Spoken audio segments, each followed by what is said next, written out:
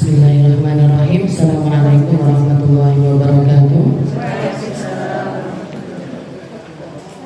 Alhamdulillahirabbil alamin.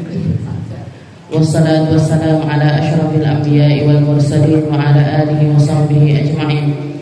Subhanaka la ilma lana illa ma 'allamtana innaka antal alimul hakim. Rabbi shrah li sadri wa yassir li amri wahlul 'uqdatam min lisani yafqahu qawli. Amma ba'd. Alhamdulillah ala ni'matil Islam.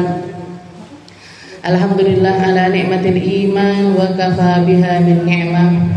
Allahumma sallimna li Ramadan, sallim Ramadanan lana wa tasallamhu minna mutaqabbala. Allahumma sallimna li Ramadan, sallim Ramadanan lana wa tasallamhu minna mutaqabbala. Allahumma sallimna li Ramadan wa sallim Ramadanan lana wa tasallamhu minna mutaqabbala. Amma ba'd. Alhamdulillah, segala puji bagi Allah Subhanahu wa taala yang menghadirkan kita, mendudukkan kita, menjadikan kita hamba-hamba yang di pagi hari menjelang siang ini dikasih kesempatan sama Allah untuk mentadabburi firman-firman-Nya. Tidak ada kalimat seindah kalimat-kalimatnya Al-Quran. Tidak ada kata-kata seindah kata-kata yang Allah Ta'ala turunkan. Tidak ada sesuatu yang lebih penuh dengan hikmah dan juga membawa kebaikan untuk dunia kita serta akhirat kita, lebih daripada ketika kita berpegangan dengan kalimat-kalimatnya Allah Subhanahu wa Ta'ala. Oleh karena itu Nabi Muhammad mewanti-wantikannya untuk kita. Taraktu fikum tsaqalain. Aku tinggalkan untuk kalian dua perkara. Ma in tamassakumuhunna, kalau kalian berpegang teguh dengan keduanya, lan tadillu ba'di abada. Kalian tidak akan pernah tersesat ketika aku tinggalkan. Yang pertama adalah kitabullah, hablun mamdudun minas sama. Dikatakan sama Nabi, Al-Quran itu semacam tali yang menjulur dari atas langit. Ketika kita nyari sambungan kepada Allah Ta'ala, maka sambungan pertamanya adalah Al-Quran. Ketika kita ingin nyari tahu tentang Tuhan kita, maka cari tahulah di dalam Al-Quran. Ketika kita ingin mendapatkan sesuatu berkahnya hidup di dunia sampai di akhirat nanti, maka jangan pernah tinggalkan Al-Quran. Hablun mamdudun minas sama. Dan yang kedua, wasunnati, dan juga sunnah-sunnahnya Rasulullah Sallallahu Alaihi Wasallam, min aqwalihi wa af'alihi wa taqriratihi. Yang namanya sunnah itu bisa jadi kalimat-kalimat yang keluar dari lisan Nabi, juga bisa jadi perkara-perkara yang dilakukan oleh Nabi, ataupun hal-hal yang didiamkan oleh Rasulullah Sallallahu Alaihi Wasallam. Maka itu semuanya adalah termasuk sunnahnya Nabi. Kalau kita hidup menghabiskan umur kita, menghabiskan usia kita, menghabiskan waktu-waktu kita dengan Al-Quran dan juga dengan sunnahnya Nabi, itu adalah perkara yang tidak akan pernah kita sesali. Perkara yang tidak akan pernah kita sesali baik di dunia, apalagi ketika kita ketemu Allah Subhanahu wa Ta'ala, apalagi di kehidupan setelah kematian kita. Itu adalah sesuatu yang sangat-sangat berarti untuk kehidupan kita setelah kematian. Oleh karena itu bahkan ada satu orang, ada kisah, istilahnya ada satu kisah di zaman salaf kita terdahulu. Ketika ada satu orang berziarah ke kuburan, di situ dia baca surat Al-Ikhlas, baca surat Fatihah, baca surat Yasin dan lain sebagainya. Setelah itu pergi dari tempat tersebut, salah satu putra dari salah satu anak yang ayahnya itu dikuburkan di perkuburan tersebut, di temakom tersebut. Istilahnya anak ini mimpi ketemu abahnya, Dilihat abahnya itu dapat kuburan diluaskan sama Allah Ta'ala, dapat penerangan di dalam kubur, bahkan menikmati perkara-perkara yang nikmat di dalam kuburnya, pakai pakaian indah dan lain sebagainya. Maka si anak ini nanya, wahai ayahku, dari mana kamu dapat ini semuanya? Dari mana kamu mendapatkan sesuatu yang semacam ini? Maka ayah tersebut mengatakan, "Nak, kemarin ada satu orang soleh datang ke tempat ini, dia baca-baca macam-macam. Dan karena dia ini bukan orang yang keluarganya ada di tempat tersebut, jadi dia ngirimkan hadiah, Fatihah dan lain sebagainya itu untuk seluruh yang ada di kuburan tersebut. Lil muslimin wal muslimat." Biasanya pakai kalimat itu. Ya Allah, saya hadiahkan ini untuk orang muslim muslimat yang ada yang dikubur di tempat ini. Maka ayahmu ini mendapatkan jatah pahala dari huruf wawunya kulhunya dia. Kul huwa, wawunya. Saya dikasih jatah sama Allah Ta'ala pahala dari huruf waw ini tadi. Itu yang menyebabkan aku mendapatkan kenikmatan di dalam kuburku. Ini baru bacaannya, Bu. Ini baru bacaannya. Sudah ngasih manfaat, bukan pembacanya yang mendapatkan manfaat, tapi yang dibacain yang mendapatkan manfaat. Jangan bayangkan kalau kita yang membaca sendiri, kalau kita yang mentadabburi Al-Quran, kalau kita yang mengulang-ulang Al-Quran, kalau kita yang ngambil ilmunya Al-Quran, seperti apa yang Allah Ta'ala berikan untuk kuburan kita. Maka apa yang kita lakukan sekarang ini, kita sedang menyiapkan alam akhirat kita. Kita sedang siap-siap untuk menghadapi kematian-kematian kita. Karena mati itu pasti. Kalau yang lainnya nggak ada yang pasti. Anak kecil belum tentu dewasa. Orang dewasa belum tentu menikah. Orang menikah belum tentu punya anak. Orang punya anak belum tentu dapat kemanfaatan dari anaknya. Orang berilmu belum tentu mendapatkan manfaat dari ilmunya. Orang kaya belum tentu mendapatkan kemanfaatan dari kekayaannya. Semuanya nggak ada yang pasti. Semuanya nggak ada yang pasti. Satu-satunya perkara yang pasti itu adalah kematian. Satu-satunya kalau kita mau nanya apa yang pasti di dalam kehidupan kita, mati. Tok. Gak ada selain mati menjadi sesuatu yang pasti. Maka limit lihadzal yaum fa'aidu. Maka kita perlu untuk menyiapkan alam akhirat kita. Jadi perkara-perkara yang banyak diabaikan sama manusia. Gak heran kenapa kok sampai dikatakan ketika nanti di hari kiamat, ketika nanti di hari kiamat Allah Subhanahu wa Ta'ala itu memerintahkan kepada malaikat, wahai malaikat, hadza khud minhum, ambil dari seluruh manusia yang ada di padang mahsyar ini untuk masuk ke dalam syurga. Malaikat nanya, kam minhum ya Rabb, berapa di antara mereka yang bakalan masuk syurga ya Allah? Likulli alfin wahid, di setiap 1000 orang satu.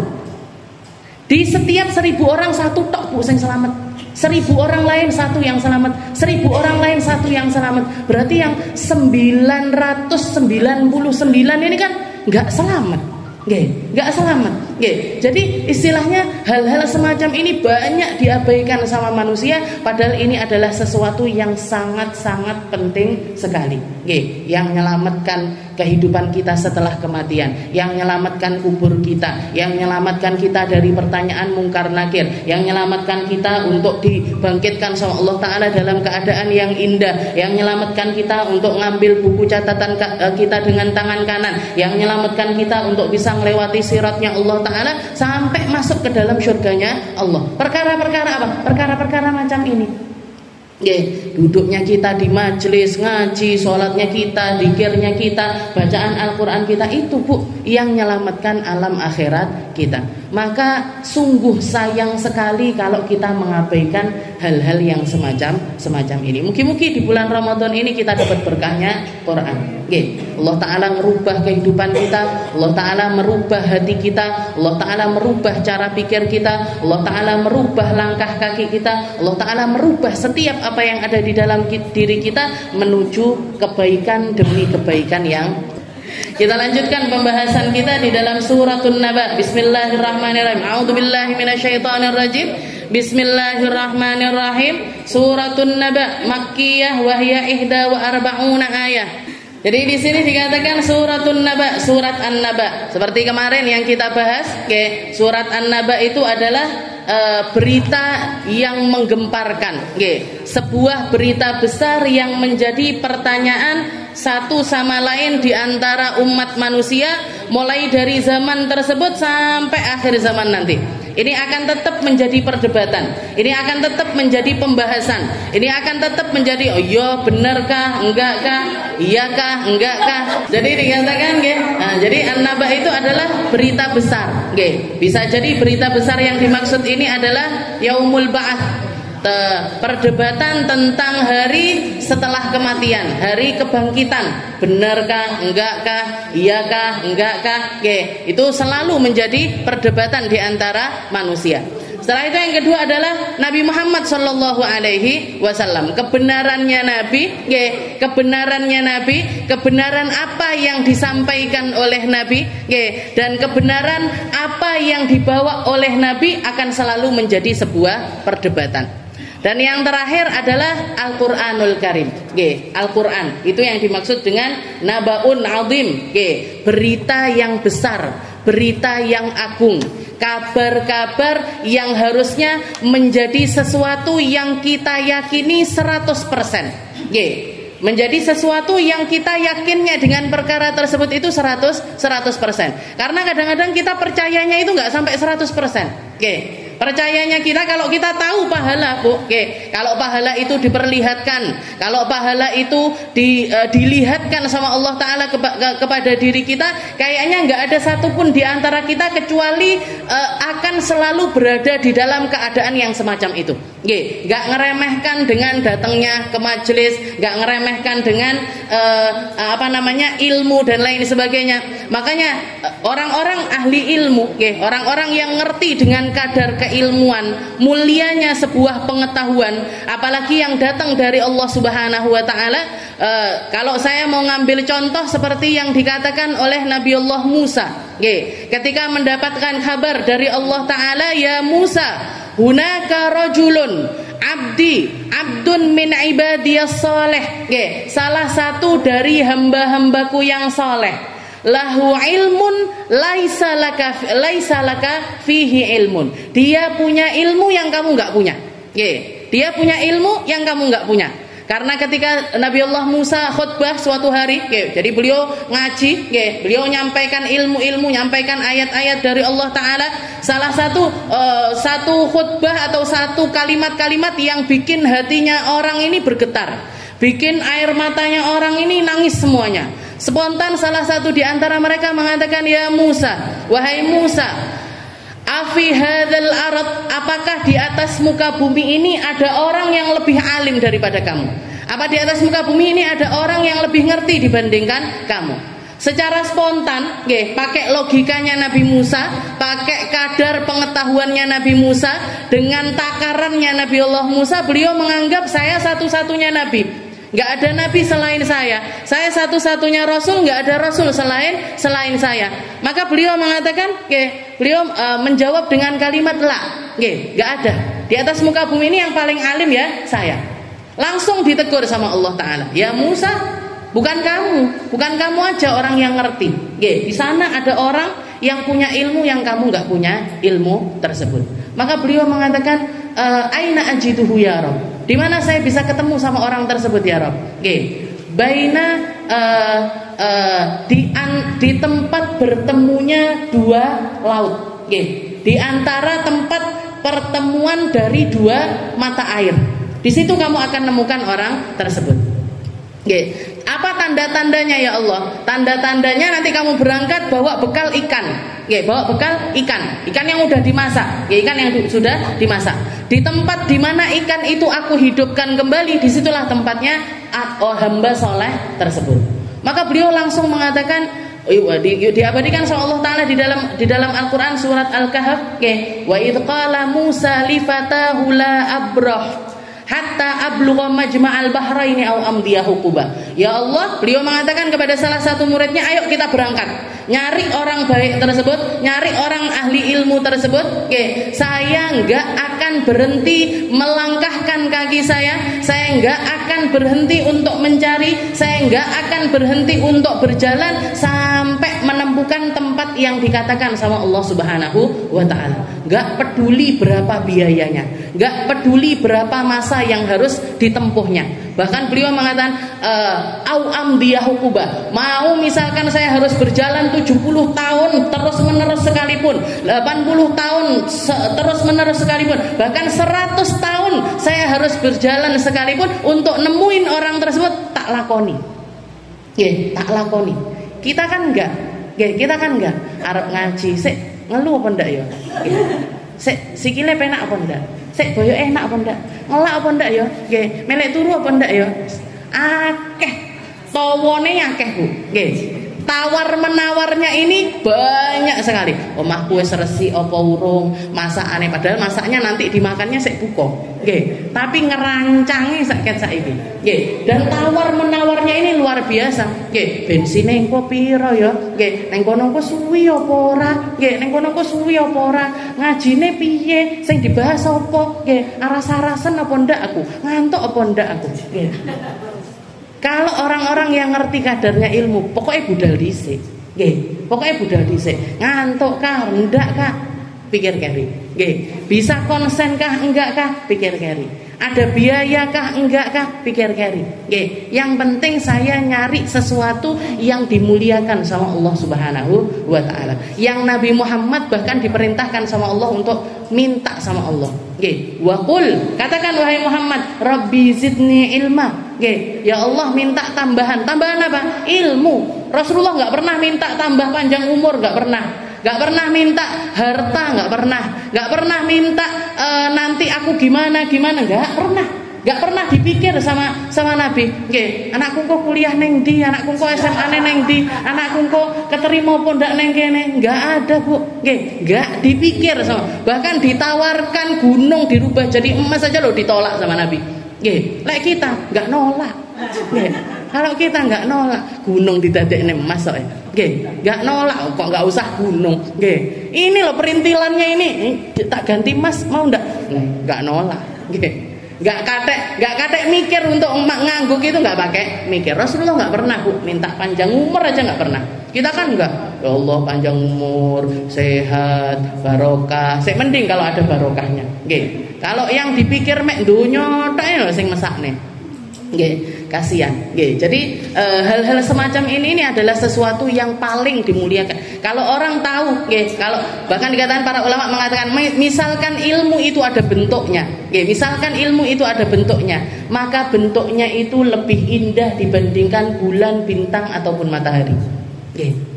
Jadi istilahnya kalau ilmu itu ada bentuknya, maka dia akan jauh lebih indah dibandingkan sesuatu yang nampaknya itu diperlihatkan paling indah sama Allah Subhanahu wa Ta'ala. A'udzu billahi minasyaitonir rajim. Amma yatasaalun 'anil naba'il 'azim alladzi hum fihi mukhtalifun. Kalla sayalamun thumma kalla sayalamun. Alam naj'alil arda mihada wal jibala autada wa khalaqnakum azwaja wa ja'alna nawmakum subata wa ja'alna al-laila libasa wa ja'alna an-nahara ma'asha wa banayna fawqakum sab'an shidada. Oke, kalau minggu yang lalu kita bahas Allah Ta'ala mengatakan amma yatasaalun, atas apa kalian bertanya-tanya? Anin naba'il azim, atas berita besar yang sekarang ini lagi kalian perbincangkan. Nggih. Anin naba'il azim alladzi hum fihi mukhtalifun, dan setiap orang yang mendengarkan tentang berita-berita ini satu diantaranya pasti berselisih. Nggih. Ada yang percaya, ada yang enggak percaya. Ada yang iman, ada yang kufur. Ada yang memahami, ada yang memilih untuk enggak mau tahu tentang perkara tersebut. Alladzi hum fihi mukhtalifun. Katanya Allah Ta'ala, kalla sayalamun, kalian suatu saat pasti akan tahu. Tsumma kalla sayalamun, diulangi sama Allah Ta'ala. Kalau enggak di dunia kalian mengetahuinya, di akhirat nanti kalian bakalan tahu. Nggih. Bukan cuman tahu pakai ilmu, bukan cuman tahu pakai pengetahuan. Nggih, kalian akan mengetahuinya bi'ainil yakin, dengan mata kosong kalian. Nggih. Jadi apa yang kalian perbincangkan ini nanti akan diperlihatkan sama Allah Ta'ala di depan matamu. akan diperdengarkan sama Allah Ta'ala di telingamu, akan dirasakan dengan seluruh anggota tubuhmu. Makanya di dalam ayat yang lain Allah Ta'ala mengatakan, kalla saufa ta'lamun, la tarawunnal jahim, thumma la tarawunnaha ainal yakin, thumma la tarawunnaha ainal yakin. Jadi ilmu itu, awalnya ilmu itu pakai istilahnya jadi ilmu itu pertama ilmu yang nggak bisa dilihat, nggak bisa dilihat. Setelah nggak bisa dilihat, nanti diperlihatkan sama Allah Ta'ala menjadi sesuatu yang nampak. Kapan mulainya kelihatan ini? Kapan mulainya ilmu ini menjadi ilmu yang nyata di depan mata kita? Ketika kita menghadapi sakaratul maut. Ketika kita menghadapi sakaratul maut, itu adalah awal masa di mana sesuatu yang gaib dinampakkan sama Allah Ta'ala. Pertama yang ditampakkan apa? Tempat kembalinya setiap orang. Orang baik ketika sakaratul maut dikasih lihat sama Allah Ta'ala, dibentangkan tempat kembalinya dia. Kalau orang baik diperlihatkan surganya, kalau orang nggak baik diperlihatkan nerakanya. Itu awal mula di mana dia melihat sesuatu itu secara nyata. Dan yang selanjutnya tambah nyata, tambah nyata, tambah nyata, tambah nyata, terus sampai masuk ke dalam surga atau nerakanya Allah Subhanahu wa ta'ala. La tarawunna, Taro itu artinya adalah ngelihat pakai mata. La tarawunnal jahim. Ini loh, neraka jahim ini bakalan tak nampakkan di depan mata. Ini manusia pada umumnya seperti ini. Tapi kalau para nabi-nabinya Allah Ta'ala masih hidup, semuanya sudah dinampakkan oleh Allah Ta'ala. Namanya hakul yakin. Hakul yakin. Jadi mereka punya keyakinan yang hak, keyakinan yang sudah mereka lihat, mereka ketahui, mereka rasakan bahkan ketika mereka masih di alam dunia. Kalau manusia pada umumnya di dunia nggak kelihatan, kita lagi di sini kan nggak ngerti pahalanya kita berapa, nggak ngerti. Kalau Sayyidah Aisyah pernah, beliau itu ngelihat ada sorbannya Nabi di sampir nih, jadi ada Rasulullah pakai sorban itu ditaruh sama Nabi. Akhirnya setelah dipakai, Rasulullahnya lagi pergi, dipakai sama Sayyidah Aisyah, dikerudungkan di atas kepalanya. Setelah itu beliau ngelihat ke jendela, dilihat, katanya Sayyidah Aisyah, wah udannya kok deres banget, hujannya kok deres sekali. Setelah itu Rasulullah masuk, dilihat ke Sayyidah Aisyah bilang sama Rasul, ya Rasul, hujannya deres sekali ya. Katanya Rasul, hujan apa wahai Aisyah? Setelah itu Sayyidah Aisyah heran lagi, jenengan kok nggak basah sama sekali. Kalau orang baru keluar nggak pakai payung, nggak pakai payung pun mesti ada tempat-tempat yang kita itu kebasahan kalau hujannya itu begitu deras. Tapi tak lihat hujan deras loh ya Rasul. Tapi kok jenengan nggak basah sama sekali. Setelah itu Rasulullah mengatakan, coba buka sorbanmu itu, bukaan. Dibuka sama Sayyidah Aisyah, mandek udannya. Dipakai lagi, hujan lagi. Dibuka lagi, enggak hujan lagi. Dipakai lagi, hujan lagi. Ma hadza ya Rasul? Apa ini ya Rasul? Katanya Rasulullah, hadza mataru rahmatillah. Ini adalah hujan rahmatnya Allah Ta'ala yang akan mengenai semua orang yang ketemu sama bulan Ramadan. Jadi waktu itu adalah hari-hari Ramadan. Rahmatnya Allah Ta'ala, ampunannya Allah Ta'ala, itu kalau bisa dilihat pakai mata, kayak udan deres. Dan kita ada di tengah-tengah hujan tersebut. Kita ada di tengah-tengah hujan tersebut. Makanya sampai dikatakan, barang siap man adraka Ramadan falam yughfarlah. Orang kok masuk sama Ramadan kok nggak dapat ampunannya Allah Ta'ala, ki wong nemen banget berarti. Nemen banget, parah sekali dia. Kenapa? Karena berarti dia sendiri yang menolak untuk mendapatkan rahmatnya Allah Ta'ala. Siapa yang nggak dapat rahmatnya Allah Ta'ala? Uququl walidain, orang yang durhaka sama orang tua, nggak dapat rahmatnya Allah. Orang yang mutus silaturahim, nggak dapat rahmatnya Allah. Orang yang nggak nyapa saudaranya sesama muslim, nggak dapat rahmatnya Allah. Mudminul khamar, orang yang masih terus-terusan minum khamar, pakai narkoba, pakai sesuatu yang memabukkan, bahkan di tengah-tengah bulan Ramadan, nggak dapat ampunannya Allah. Padahal kayak hujan. Rahmatnya Allah Ta'ala itu semacam hujan. Kalau orang yang bisa melihat, kita kan nggak bisa melihat. Jadi Sayyidah Aisyah waktu itu ngelihat karena berkah make sorbannya Rasul. Dan Rasulullah mengatakan, wahai Aisyah, seperti inilah yang aku lihat setiap harinya. Semacam inilah perkara-perkara yang aku lihat. Sesuatu yang gak dilihat orang, saya ngelihatnya setiap hari. Setiap hari, setiap saat. Malaikat, orang gak bisa ngelihat malaikat, saya ngelihat malaikat. Orang gak bisa ngelihat amalia buruknya seseorang, baunya, jeleknya, ataupun juga penampakan dari keburukan itu orang gak bisa ngelihat, saya bisa ngelihat. Kalla gimana tadi? Kalla saya'lamun tsumma kalla saya'lamun. Kalla saya'lamun tsumma kalla saya'lamun. Kalian mesti bakalan ngelihat. Kalau enggak di dunia, di akhirat. Kalla saufa saya'lamun. Kalla saya'lamun. Alam naj'alil arda mihada. Kalian meragukan tentang hari akhirat. Kalian meragukan tentang yaumul ba'ats. Kalian meragukan tentang hari kebangkitan. Kalian meragukan tentang hari jaza, hari di mana segala sesuatu bakalan dibalaskan sama Allah Ta'ala. Kalian menganggap Allah gak mampu untuk melakukan itu semuanya. Alam naj'alil arda mihada. Mikir kalian. Kembalikan kepada logikamu. Kembalikan kepada cara pikirmu. Kembalikan kepada akalmu yang normal. Alam naj'alil arda mihada wal jibala autada. Aku ini produkku. Sesuatu yang saya bikin, sesuatu yang menjadi karya seni saya, bukan cuman sesuatu yang kecil-kecil, bukan lagi lukisan, bukan lagi patung, bukan lagi pahatan dan lain sebagainya. Saya ini yang bentangin bumi loh. Saya ini yang bikin gunung-gunung itu jadi pasaknya bumi. Alam naj'alil arda mihada wal jibala autada wa khalaqnakum azwaja. Saya jadikan kalian ini makhluk yang berpasang-pasangan. Ada siang, ada malam, ada panas, ada dingin, ada panas, ada dingin, ada laki, ada perempuan, ada jantan, ada betina. Semuanya tak bikin berpasang-pasangan. Apa yang bikin kamu ini mikir aku nggak mampu bikin hari kebangkitan? Apa yang bikin kamu itu nggak bisa mengimani adanya hari di mana kamu dibangkitkan dari kematian? Kalian dulu nggak ada, sekarang ada, nanti kembali nggak ada. Terus apa sulitnya Allah Ta'ala ngadakan kamu lagi? Ini sulitnya apa? Kamu dulu nggak ada loh. Setelah itu ada, setelah itu nggak ada. Terus sulitnya Allah Ta'ala mengadakan kamu lagi ini apa? Di mana letaknya? Di mana letaknya? Kok sampai kamu itu nggak percaya dengan hari akhirat?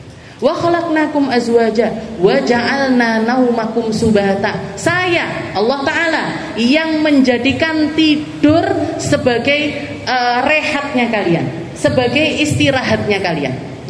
Orang kalau dikatakan istirahat, orang kalau dikatakan istirahat yang sebenar-benarnya itu cuma di satu tempat, yaitu tidur. Orang kalau sudah nggak bisa tidur, orang kalau sudah nggak bisa tidur atau tidurnya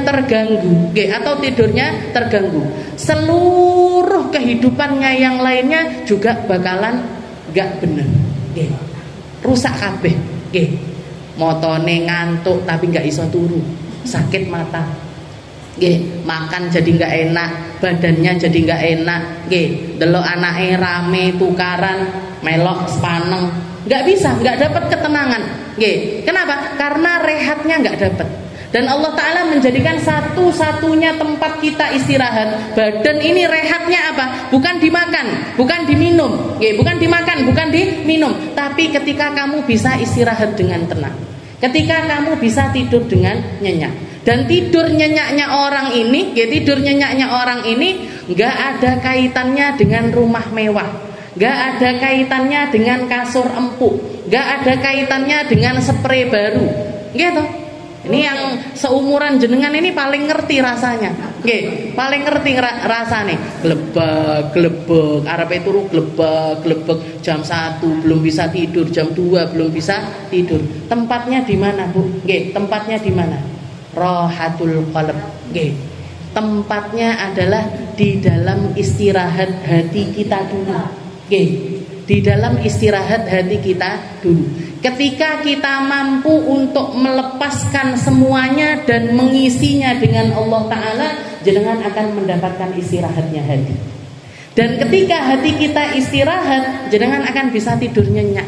Walaupun nggak ada apapun, walaupun nggak ada sesuatu yang berkaitan dengan perkara-perkara yang katanya orang, kan iklannya bantal itu, pakai bantal ini biar tidurnya nyenyak, pakai spray ini biar tidurnya nyenyak. Nggak ada kaitannya, ngapusi kabeh ngapusi kabeh. Makanya ada satu kisah di zaman para raja dulu, ada seorang raja ngelihat ke jendelanya, ngelihat dari jendelanya kelihatan ada satu orang laki-laki, orang biasa, pakaiannya biasa, bawa kresek, dia duduk di bawah pohon, dibuka kreseknya, dibuka botol minum, ngambil. Jadi di dalamnya ada roti dicelup air dimakan, roti dicelup air dimakan, roti dicelup air dimakan. Setelah itu sambil nyanyi dia, jadi nyanyi bersenandung.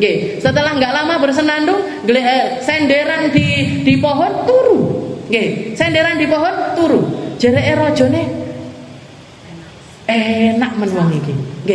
Saya ini tinggal di istana, punya pengawal banyak, makananku enak, bojoku ayu-ayu, bojoku ayu-ayu, penjagaku kanan kiri depan belakang ada penjaga, kasurku empuk dan lain sebagainya. Tapi untuk tidur ini masih harus istilahnya ngusahainnya itu sulit sekali. Lah wong iki kok enak menturu. Maka dia manggil salah satu penjaganya, dibilang, wahai penjagaku, lihat orang itu. Nanti kalau dia bangun panggil, panggil suruh ke sini, suruh ngadep saya. Dinteni sak jam, 2 jam terus, dak tangi-tangi Bu. Di bawah pohon padahal tidurnya, di bawah pohon tidurnya, gak bangun-bangun. Begitu bangun, penjaganya langsung nyamperin, terus dikatakan, wahai engkau, kamu dipanggil sama raja. Dipanggil sama raja. Kenapa, ada apa? Gak ngerti saya cuma dapat perintah. Ya udah, diringkesi, mek botol karo kresek yang tadi diringkesi, dibawa ke istana. Dibawa ke istana. Setelah itu raja ini nanya, wahai engkau, saya pengen nanya, apa raja? Kamu pengen nanya apa sama saya? Saya pengen tahu, yang kamu makan ini apa? Dibukakan, roti. Jajal tak icipane, dicipi, rasanya biasa banget. Roti yang jauh dari kata enak. Terus airmu ini apa? Air putih wahai raja. Saya ambil dari sungai situ loh. Saya ambil dari mata air situ. Saya ngambilnya dari situ. Terus kamu tadi tak lihat kayak nyanyi-nyanyi, kamu lagi nyanyi apa? Kamu lagi bersenandung apa? Katanya dia, saya ngomong gini, saya bukan lagi nyanyi wahai raja, saya lagi bersenandung mensyukuri nikmat dari Allah Ta'ala. Apa yang kamu ucapkan? Saya bilang, khubzun wa ma'un wa dhillun. Ya Allah, saya punya roti, saya punya air, saya punya tempat berteduh. Hadza na'imun ajal. Ini adalah nikmat yang besar. Ini adalah nikmat yang luar biasa besar. Jahatu ni'mata rabbi. Saya adalah orang yang kurang ajar sama Tuhan saya. In qultu anna mukil. Kalau sampai saya bilang, ya Allah saya orang yang kekurangan. Saya ini orang yang gak tahu diri. Kalau sampai bilang, ya Allah saya orang gak punya, saya orang kekurangan, saya orang miskin, saya berarti kurang ajar sama Allah Ta'ala. Bisa gitu ya katanya rajanya. Kok bisa kamu punya pikiran seperti itu kok bisa? Katanya, sedangkan saya ini punya semua hal yang katanya orang berpotensi bikin. Orang kan seperti itu kan, gak punya kerjaan. Nanti tenangnya kalau sudah punya kerja tambah ndak tenang. Engko lek wis rabi tenange, rabi tambah gak tenang. Nanti kalau sudah punya anak baru tenang. Duwe anak tambah mumet. Tambah mumet, anak siji, anak loro, anak telu. Yang nggak punya apa? Yang nggak punya anak apa nggak mumet? Tambah mumet nih. Ngadepin jenengan iki. Jadi yang nggak punya anak juga bingung, yang punya anak ya bingung, yang punya harta bingung, yang nggak punya harta juga bingung. Semuanya semua manusia kok ada di dalam kebingungan. Apa yang bikin kamu itu bisa hidup dengan model seperti itu apa? Katanya laki-laki tersebut, wahai raja, ini istana, kamu masukkan ke hatimu. Ini penjaga, kamu masukkan ke hatimu. Ini harta, kamu masukkan ke hatimu. Masa depan, kamu masukkan ke hatimu. Kekhawatiran, kamu masukkan ke dalam hatimu. Sedangkan aku meninggalkan itu semuanya di belakangku, sehingga aku bisa menjadi orang yang semacam ini. Jadi dilepaskan Bu. Makanya para ulama itu salah satu doanya, ya Allah, jadikan harta kami itu di tangan aja, jangan masuk ke hati. Kalau saya punya ilmu, jadikan ilmu saya ini manfaat untuk orang, bukan ilmu yang nyerang diri saya. Kalau saya punya Al-Quran, jadikan Quran ini yang manfaat untuk diri ataupun orang lain, bukan sesuatu yang bakalan nyerang saya. Ya Allah, ibadah saya untukmu. Ya Allah, amalia saya untukmu. Ya Allah, harta saya untukmu. Ya Allah, saya punya anak-anak tak persembahkan untukmu. Ya Allah, saya punya rumah tangga yang cita-cita saya jadi rumah tangga yang langgeng sampai akhiratmu. Itu yang jadi, dan semuanya digantungkan kepada Allah Ta'ala, bukan kita gantungkan kepada diri kita. Orang ini kan biasanya gini, ya Ustazah, ingin nanya, kemarin kebetulan ada yang nanya seperti itu, Ustazah, saya ini pengen suami saya ini jadi rajin ke masjid, terus habis itu seneng ngaji, habis itu puasanya yang rapi, sedekahnya dan lain sebagainya. Saya tanya, Bu, jenengan iki Tuhan apa? Itu semuanya perkaranya Allah. Itu semuanya hidayah dari Allah. Kalau kita mau mengusahakan, iya bisa. Gimana caranya? Ketemukan dia sama orang-orang yang bisa gandeng untuk lebih ngerti gimana caranya jalan menuju Allah. Jadi yang nyambungkan dia untuk ngerti gimana caranya jalan menuju Allah Ta'ala. Tapi jangan jenengan anggap setelah itu bojoku kudu ngene. Yang bikin orang ini stres ini kan karena segala-galanya kudu. Aku nggawe acara kudu sukses. Aku bikin gelaran kudu sukses. Aku bikin bangun rumah harus jadi. Saya bikin kamar harus yang modelnya gini. Saya punya anak, kowe jadi dokter ya, kamu jadi arsitek, kamu jadi pilot, kamu ini Tuhan apa? Ini semuanya punyanya Allah. Ini semuanya punyanya Allah. Jadi kekhawatiran itu sebenarnya yang bikin kita ini terpuruk, yang bikin kita ini nggak bisa rehat, yang bikin kita ini nggak dapat maknanya penghambaan yang sebenarnya kepada Allah Subhanahu wa Ta'ala. Padahal tugas kita itu simpel, Bu, siji tak tugasnya kita. Wa ma khalaqtul jinna wal insa illa liya'budun. Ibadah tak. Allah Ta'ala mintanya dari kita itu cuman ibadah aja. Matamu pakaian ibadah, lisanmu pakaian ibadah, telingamu pakaian ibadah, kakimu pakaian ibadah, tanganmu pakaian ibadah. Gak usah ngurusi ibadahnya orang, gak usah ngurusi hidupnya orang, gak usah ngurusi apa yang menjadi kelakuannya manusia, termasuk kelakuan suami kita, anak kita, orang tua kita, orang-orang yang ada di sekitar kita. Gak ada kaitannya sama kita. Kamu aja fokus on ibadah. Kalaupun kamu ngajak mereka, sekedar ngajak, bukan memaksa mereka. Bukan memaksa mereka. La ikraha fiddin. Agama ini enggak ada yang dipaksa.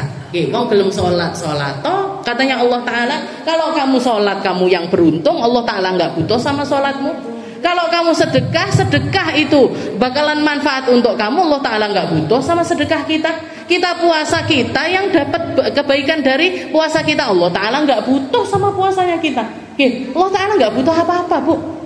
Allah Ta'ala enggak butuh apa-apa. Kita ada, kita enggak ada, enggak ngefek. Kita ndonga, kita enggak ndonga, enggak ngefek. Kita ngaji, kita enggak ngaji, enggak ngefek. Minah segaf ini enggak ada, enggak ngefek. Enggak ngefek. Ilmunya, agama ini bakalan dipertahankan sama Allah Ta'ala. Kamu nolak, tak cari orang lain yang bakalan melanggengkan syiarku. Kamu nolak untuk datang ke tempat semacam ini, Allah Ta'ala akan gantikan. Kamu nolak untuk khusyuk, Allah Ta'ala ganti orang lain untuk khusyuk. Kamu nolak untuk salat, Allah Ta'ala maha mampu untuk bikin orang lain salat. Kamu nolak untuk puasa, Allah Ta'ala gak butuh sama puasa kita, dan Allah Ta'ala maha mampu untuk gantikan orang lain menduduki posisi sebagai ahli puasa tersebut. Jadi kalau kita ibadah, itu tugas kita, dan dengan itu kita akan mendapatkan ketenangan di dalam segala sesuatu. Termasuk ini, salah satu pertandanya hati kita ini sudah lepas dari perkara-perkara itu atau enggak, iso turu apa enggak. Salah satu tandanya iso ngletak turu apa enggak. Kalau kita kena bantal, langsung tidur. Insya Allah itu berarti kaitannya dia ini masih enggak banyak. Bisa jadi masalahnya masih sedikit, nggih, anak kecil kan gampang tidur, nggih, anak remaja pikirannya mek ngono-ngono tok, nggih, dadi enggak terlalu banyak mikir. Biasanya umur 30 tahun ke atas, 40 tahun ke atas, 50 tahun itu masalahnya sudah numpuk, nggih. Kita nyari taunya hati saya ini sama Allah Taala kaitannya gimana, nggih. Salah satu pertandanya ada di dalam tidurnya kita, nggih. Tapi kalau katanya dokter ini, yaitu ilmunya dokter. Jangan di sini majelisnya majelis Quran. Nggih, pakai ilmunya saya, pakai ilmunya Quran. Nggih. Wa ja'alna naumakum subata. Jadi Allah Taala itu menjadikan rahatan li abdanikum. Nggih, rahatan li abdanikum. Istirahat badanmu itu ya di dalam tidur.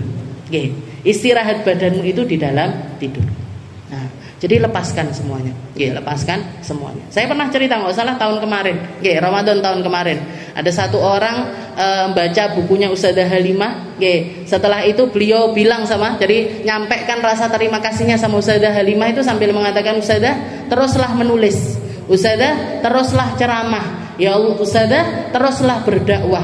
Saya itu membaca tulisannya jenengan, nggih, baca bukunya jenengan, langsung bisa tidur. Katanya Ustazah, yo ngalah. Orang baca buku terus tidur itu kan sesuatu yang biasa. Nggih. Orang ngaji di pengajian tidur itu biasa, Bu. Nggih. Marai anzalallahu sakinah. Nggih. Memang di sini itu tempat turunnya sakinah. Tidur paling nikmat itu di majelis. Ngantuk paling nikmat itu di majelis. Nggih. Saya anak pondok Bu ngerasakan. Nggih. 10 tahun paling nikmat itu tidur kapan? Pas gurune ngaji. Nggih. Itu tidur paling nyenyak. Kenapa? Karena Allah Ta'ala bilang anzalallahu alaihimus sakinah. Nggih. Ya wahai malaikatku, nggih, itu hambaku datang dari sana. Duduk, nggih, tujuannya untuk aku, tujuannya nyari tahu tentang aku. Nggih. Maka aku turunkan sakinah ke dalam diri mereka. Makanya biasanya atine ayam gede turu. Nggih. Makanya tanya orang tersebut, nggih, ngomong gitu sama Ustazah Halimah. Ustazah, terima kasih saya baca bukunya jenengan itu langsung bisa tidur. Nggih. Akhirnya setelah itu dia ngomong lagi, Ustazah, jenengan tahu tidur saya setelah baca buku itu adalah tidur nyenyak pertama saya setelah 20 tahun. Nggih. 20 tahun saya nggak bisa menemukan kenikmatan di dalam tidur. Saya nggak bisa rehat badan saya, nggak bisa tidur nyenyak. Nggih. Karena kebayang-bayang satu peristiwa di mana dia itu wanita karir dulunya, kerja, kerja. Setelah itu punya suami, punya anak 2. Punya suami, punya anak 2. Anak pertamanya laki, anak keduanya perempuan. Anak keduanya masih usia 1 tahun atau 2 tahun. Ketika malam-malam si ibu ini tadi pamit sama suaminya, mau nongkrong ambek konco-koncone. Istilahnya mau ya orang di kota, ya minum dan lain sebagainya, istilahnya party-party seperti itu. Minta izin sama suaminya sudah bilang jangan. Tapi dia tetap pergi. Jadi anaknya sama suaminya ditinggal. Pergi, ketika pulang orang udah ngumpul di kompleknya itu rame orang, ada pemadam kebakaran dan lain sebagainya. Dilihat dia tambah deket tiba omahe sing kobongan. Rumahnya kebakaran, semuanya habis, suaminya meninggal, anak pertamanya meninggal, nyisakan anaknya yang kedua itu pun dalam keadaan cacat. Dari anaknya kedua itu pun cacat. Selama 20 tahun ini dia kebayang-bayang terus seperti peristiwa itu. Nggak bisa tidur, dan dia benci sekali dengan dirinya, yang bikin dia istilahnya dia nggak bisa berdamai dengan dirinya. Bahkan dia melihat anaknya yang perempuan ini, anaknya yang perempuan yang cacat ini, dia ikut benci sama si anak ini tadi. Jadi disisakan sama Allah Ta'ala anak 1, bukannya dieman-eman tapi malah dibiarkan. Dan alhamdulillahnya anak ini tumbuh, walaupun ibunya seperti itu tidak didik dengan baik, tapi sama Allah Ta'ala dibikin jadi anak yang baik. Jadi anak yang baik. Anaknya ini yang belikan bukunya Ustazah Halimah buat ibunya. Ditaruh di meja, ibunya tengah istilahnya habis malam-malam gitu buka buku itu tadi, dibaca, dapat kisahnya orang-orang Hadramut. Jadi bukunya Ustazah yang awal-awal itu Bidadari Bumi, nyeritakan tentang ahlu tarikh, nyeritakan tentang penduduk Hadramut yang ketika, jadi beliau kisahnya itu ini perempuan di dalam bus, perempuan di dalam. Jadi Ustazah Halimah itu pernah di dalam bus, istilahnya sopirnya itu ngerem mendadak. Di depannya Ustazah ada ibu-ibu rodok sepuh, badannya agak besar, nggih. Ketika kaget gelundung, tangannya kebeset besinya bes suwek, Bu. Nggih. Tapi ketika keadaan semacam itu yang keluar dari lisannya alhamdulillah. Nggih. Yang keluar dari lisannya alhamdulillah. Katanya Ustazah Halimah ditanya, "Kamu ini alhamdulillah atas apa?" Nggih, kamu ini nyukuri nikmatnya Allah Ta'ala. Kamu gelundung, suwek tanganmu kok malah yang terucap alhamdulillah. Alhamdulillah ketika saat kayak gitu itu kan sulit sekali. Keluarga kita meninggal, mau ngomong alhamdulillah ya angel, Bu. Kelu di lisan. Nggih. Anak kita meninggal, kelu di lisan. Nggih, sulit sekali untuk keluar. Untuk terima kasih sama Allah Ta'ala. Kamu kok bilang seperti itu kenapa? Katanya perempuan tersebut, saya bersyukur kepada Allah Ta'ala karena cuman tangan saya yang kebeset. Okay. Cuman tangan saya yang kebeset, Allah Ta'ala nyisakan bagian lainnya tetap dalam keadaan normal. Okay. Allah Ta'ala ngambil sedikit dari saya, tapi Allah Ta'ala masih lebih banyak yang dipertahankan sama Allah. Kita kan seringkali lupa sama makna itu.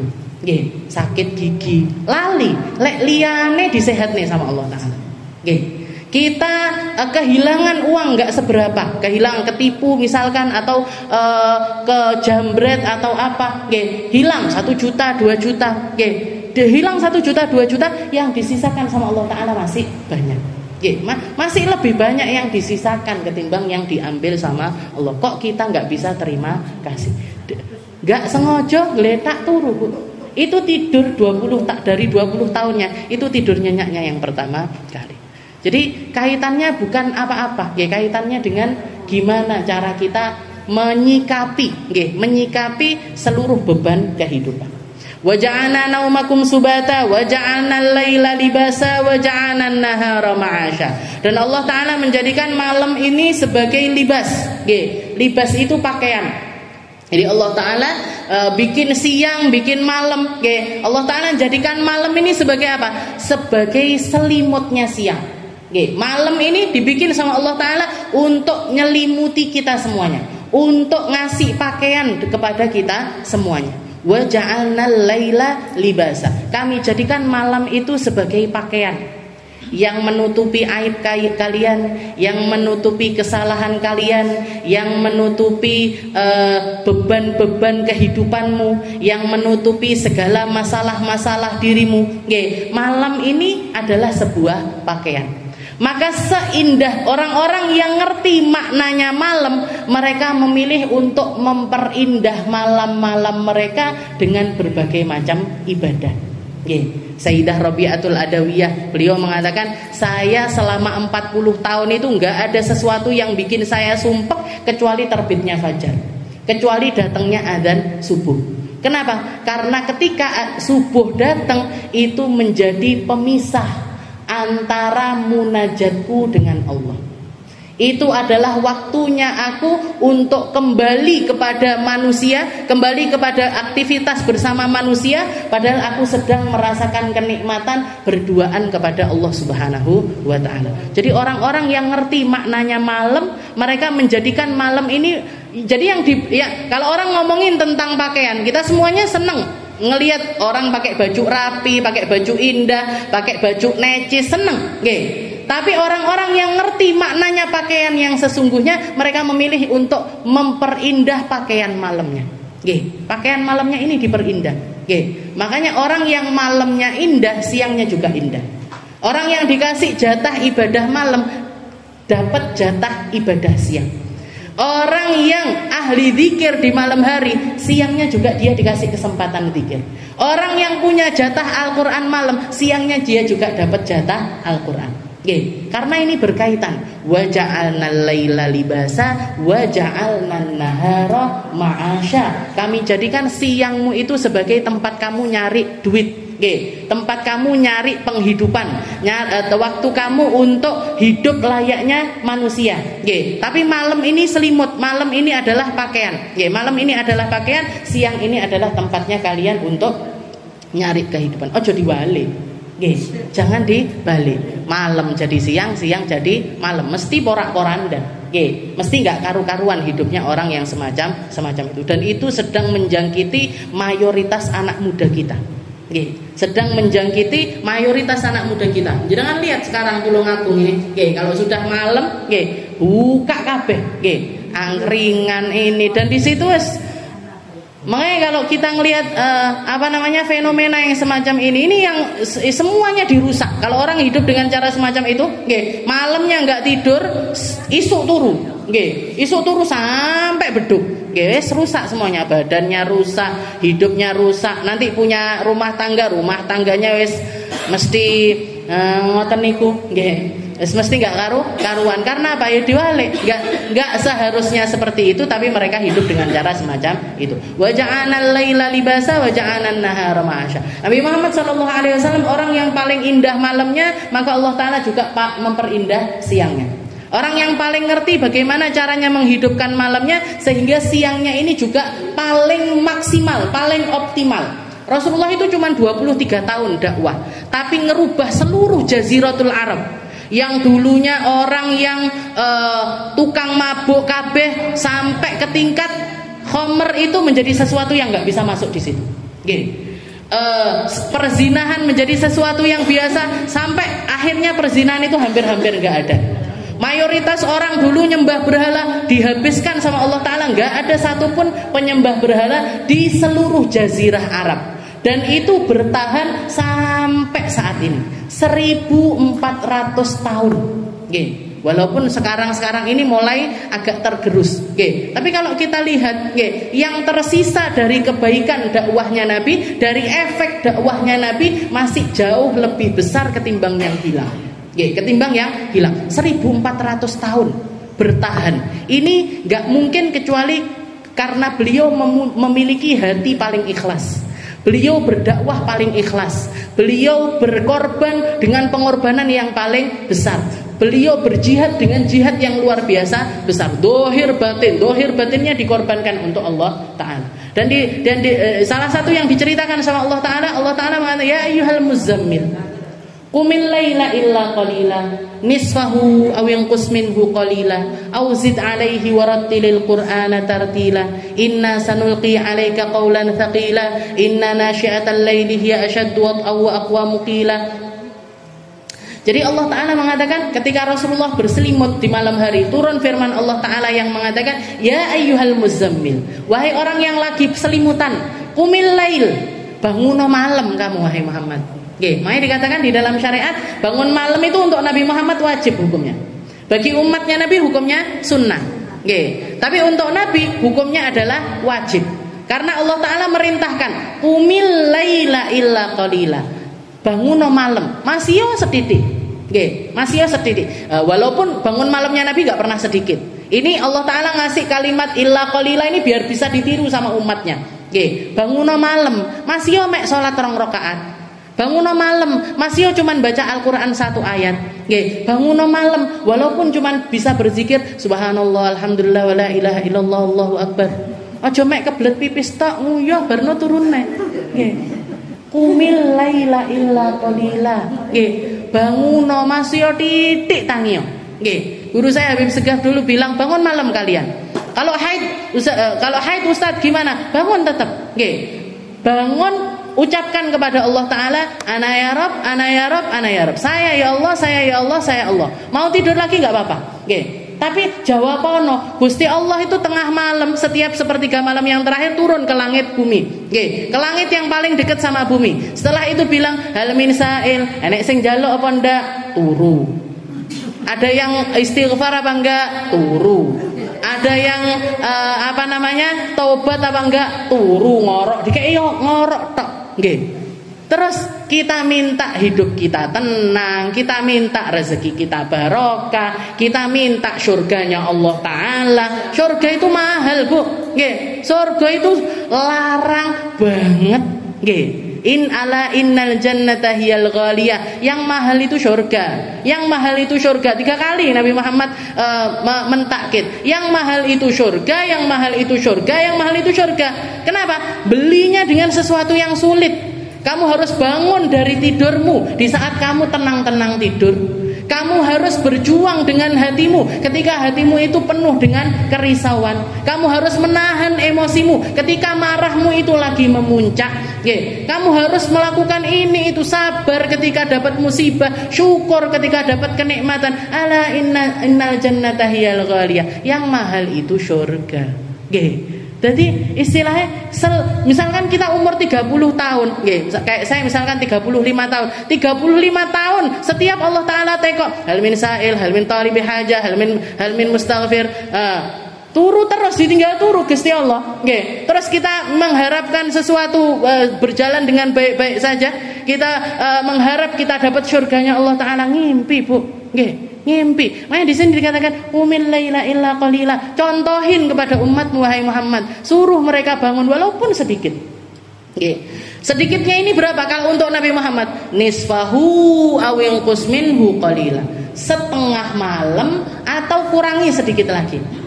Setengah malam, jadi malam dibagi setengah 5 jam, berarti 10, malam itu 10 jam, berarti 5 jam paling enggak kamu bangun malam, atau kurangi sedikit, 4 jam, 3 jam, 2 jam, 1 jam, setengah jam, 5 menit, paling titik 5 menit, masuk enggak iso tangi, Jadi nisfahu awin qusminhu qalila. Setelah itu Allah Ta'ala mengatakan warattilil qur'ana tartila. Sempatkan baca Quran malam. Warattilil qur'ana tartila. Sempatkan untuk membaca Al-Qur'an. Kenapa? Inna sanulqi 'alaika qaulan tsaqila. Yang saya turunkan kepadamu wahai Muhammad perkara yang besar, kalimat yang berat, kalimat yang sulit. Sesuatu yang kamu hadapi itu penuh dengan kesulitan. Tambah umur itu tambah sulit hidup kita, tambah umur itu tambah banyak beban hidup kita. Maka perkara-perkara ini hanya bisa dihadapi kalau hatimu itu kuat. Carane hatine awake dhewe kuat gimana? Imanmu yang naik dengan beribadah-ibadah semacam ini. Kamu bangun malam, imanmu naik. Kamu baca Al-Quran, imanmu naik. Kamu nadaburi Al-Quran, imanmu naik. Kamu ngerteni tentang kalimat-kalimatnya Allah Ta'ala. Di situ tempat naiknya keimanan. Dan ketika imanmu naik, di saat itu kamu sedang mempersiapkan untuk menghadapi sesuatu perkara-perkara yang tambah besar. Inna sanulqi 'alaika qaulan tsaqila. Inna nasyi'atal lail hiya ashaddu wat'an wa aqwamu qila. Dan gak ada yang semacam waktu malam wahai Muhammad. Kamu ngaji di waktu siang sama kamu ngaji di waktu malam beda rasanya. Yang dikasih sama Allah Ta'ala juga beda. Derajat yang Allah Ta'ala berikan di situ juga berbeda. Pahalanya juga berbeda. Semuanya di waktu malam, kalau dilakukan di malam gak pernah bisa sama dengan ketika kita melakukannya di siang hari. Sholat malammu sama sholat siangmu gak sama. Bacaan Quranmu di siang sama di malam gak sama. Sedekahmu di malam sama sedekah di siang hari nggak sama, Bu. Makanya usahakan setiap malam-malam Ramadan ini kita sedekah. Masih mek sewu, tapi rutin sampai akhir Ramadan. Kenapa? Karena malam itu nggak pernah sama dengan siang. Lailatul Qadar tempatnya malam. Lailatul Qadar tempatnya malam. Siang malaikatnya wis munggah kabeh. Siang malaikatnya sudah naik semua. Ya, inna nasyatal laili asyaddu wa aqwamu qila. Wa inna laka fin nahari sabhan tawila. Katanya Allah Ta'ala juga mengatakan, wahai Muhammad, kalau malam-malammu itu indah semacam itu, kamu akan aku kasih kesempatan siangmu itu penuh dengan tasbih. Siangmu itu akan penuh dengan kamu memuji kepada Allah Subhanahu wa Ta'ala. Makanya porsi siangnya Nabi, istilahnya sepak terjangnya Nabi di siang hari itu nggak bisa ditirukan manusia. Karena sepak terjangnya Nabi di malam hari juga nggak bisa ditirukan sama orang.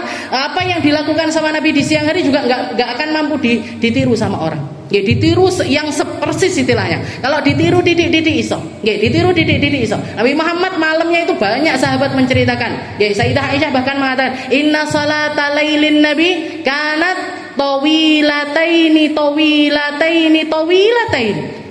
Salatnya Nabi malam hari itu mek 2 rakaat, Bu. Tapi 2 rakaat ini panjang banget.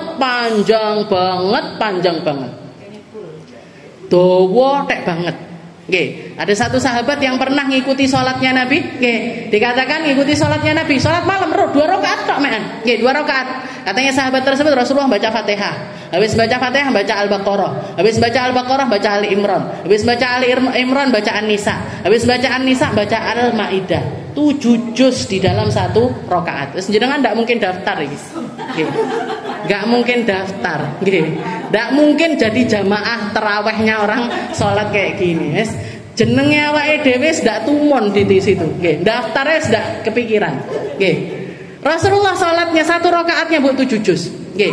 Setelah itu katanya sahabat tersebut yang sholat di belakangnya Nabi, yang di akhir sampai mengatakan, saya itu hampir punya pikiran buruk.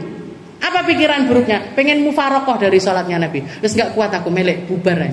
Tapi alhamdulillah bisa sampai selesai. Tapi ya itu, dia mensifati berdirinya baca 7 juz. Setelah itu rukuknya lamanya mirip kayak berdiri. Iktidalnya mirip kayak rukuk. Sujudnya mirip iktidal. Duduk di antara 2 sujudnya mirip sujud. Kurang dawa napa niki? Nggih. Rakaat keduanya mirip sama rakaat pertama. Jadi 2 rakaat tapi tawilataini. Nggih. Dawa banget kan. Makanya kalau dikatakan kakinya Nabi sampai bengkak karena itu. Nggih, sampai bengkak.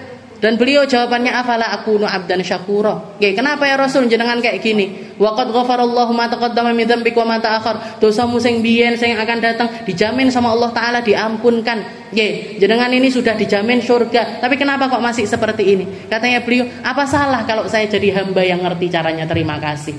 Nggih. Apa salah kalau saya ini ketika dapat nikmat yang besar saya terima kasih dengan cara yang besar kepada Allah Subhanahu wa taala. Makanya sebenarnya ketika kita dapat kenikmatan besar yang perlu kita syukuri juga banyak. Nggih.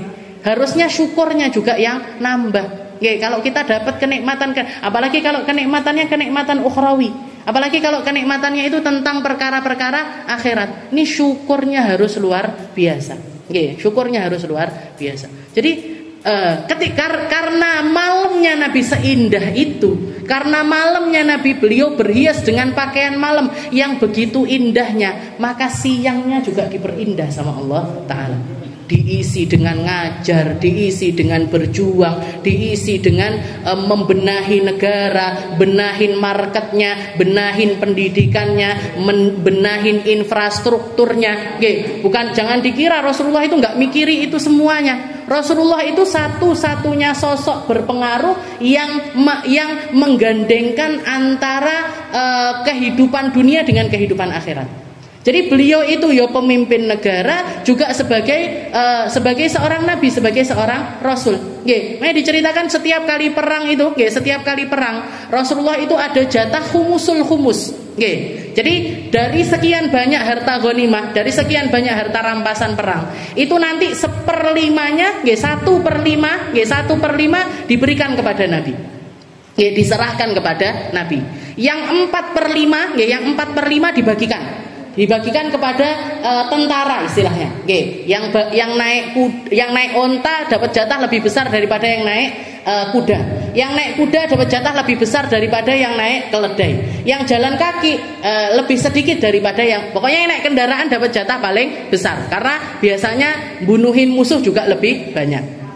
Jadi 4/5-nya diberikan kepada pasukan, 1/5-nya diberikan kepada nabi.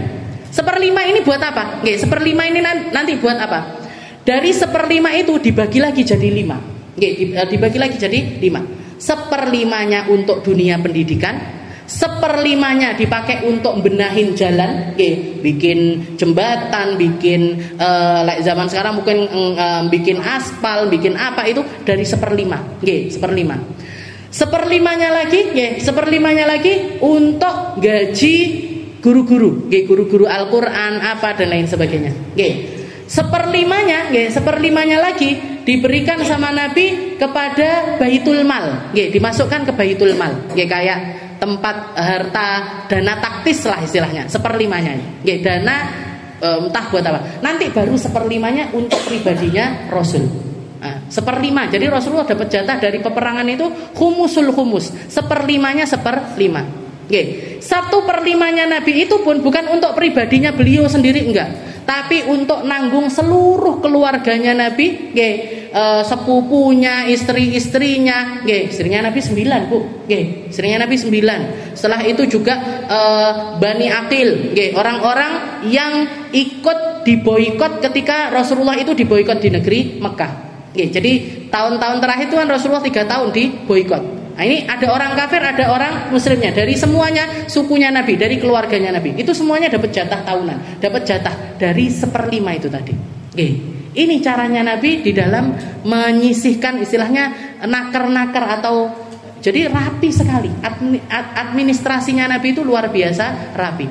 Jadi karena malamnya Nabi itu indah, siangnya itu Allah Ta'ala ngasih jatah luar biasa banyak kepada Rasulullah SAW. Wa ja'alna al-laila libasa wa ja'alna an-nahara ma'asha wa banayna fawqakum sab'an shidada. Dan Allah Ta'ala bangunkan untuk kita itu, manusia ini, istilahnya bumi ini dibangunkan sama Allah Ta'ala langit dengan 7 lapis langitnya. Wa ja'alna wa banayna fawqakum sab'an shidada wa ja'alna sirajan wahaja. Allah Ta'ala juga bikinkan yang namanya matahari dan lain sebagainya. Wa ja'alna sirajan wahaja wa anzalna minal mu'sirati ma'an thajjaja linukhrija bihi habban wa nabata wa jannatin alfafa wallahu a'lam bis-shawab. Insyaallah kita lanjutkan di pertemuan berikutnya.